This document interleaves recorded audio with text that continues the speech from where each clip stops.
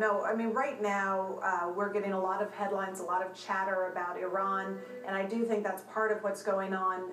But when I look at 2012, more of a medium-term view on oil, it's really interesting because global demand's likely to back off. We're going to have a slower global economy next year, but with elections possible in Libya, with elections, the transition in Egypt, with a lot of uncertainty in Syria, in Iran, in Bahrain, the risk premium on oil, I think, is more likely than not to hold, and we could see oil continuing to rise next year despite growth. Well, one country that has a lot of oil is Iraq, and one of the most common questions we get on this show is about buying Iraq's currency, the dinar. But here's why that is one trade you might not want to make. After years of war, Iraq is on the road to recovery. And with it has come a cottage industry of companies touting the country's currency, the dinar.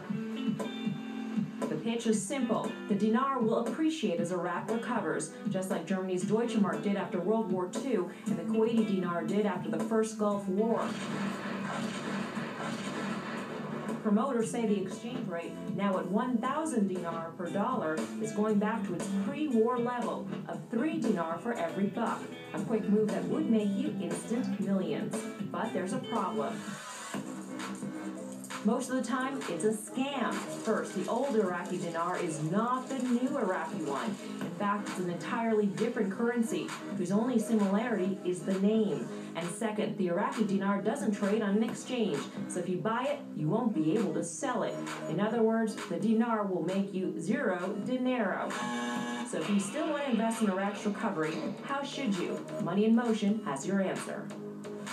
Well, this topic is particularly important today because today is Veterans Day, and promoters of the dinar often try to appeal to the patriotism of servicemen and women who have returned from duty. So the currency markets are an exciting place, but this may not be, Rebecca, an investment people want to make. No, and in fact, I brought some show and tell with today. I have a 100 trillion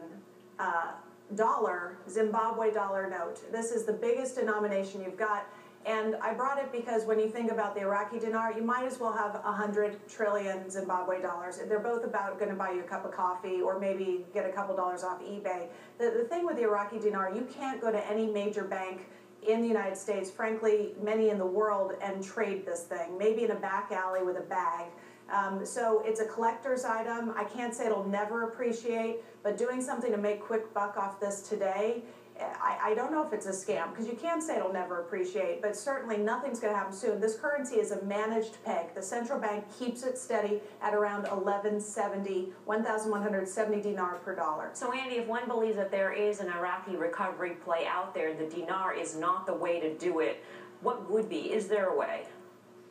Well, I mean, it's oil, obviously, and you can look to Canada, you can look to actually Turkey as well. If you want to play a recovery in the Middle East, obviously that would be a good thing. You know, medium term, I would say we're looking at oil being fairly robust, obviously the price of oil. Some of it has to do, obviously, with Iran. Some of it has to do with the cancellation of that pipeline that President Obama said we're going to back off away from that, from getting oil to come down from Canada. So that all has to play with it.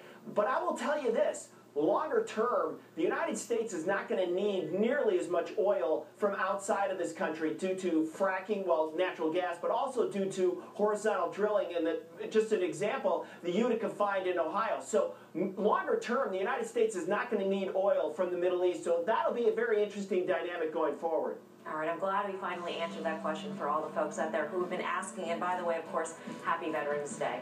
Coming up next, the final word from the Currency Fix.